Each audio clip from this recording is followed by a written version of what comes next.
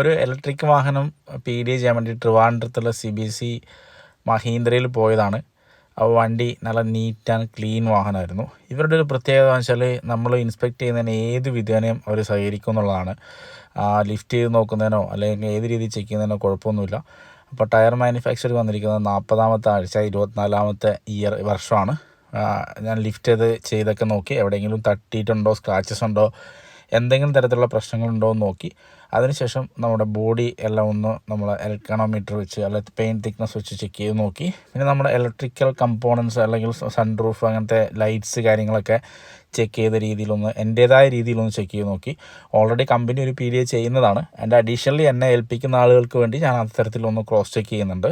അങ്ങനെയും ചെക്ക് ചെയ്തു. അതിനുശേഷം വണ്ടിയുടെ മൊത്തത്തിൽ നോക്കുകയാണെങ്കിൽ ചെറിയ കിലോമീറ്റർ മാത്രമേ ഓടിയിട്ടുള്ളൂ. 54 കിലോമീറ്റർ മാത്രമാണ് ഇതുവരെയായിട്ട് ഓടിയിട്ടുള്ള വണ്ടി. അപ്പോൾ ആ രീതിയിലൊരു ഫാക്ടറി കണ്ടീഷൻ എന്നുള്ള രീതി നമുക്ക് വിശേഷിപ്പിക്കാം.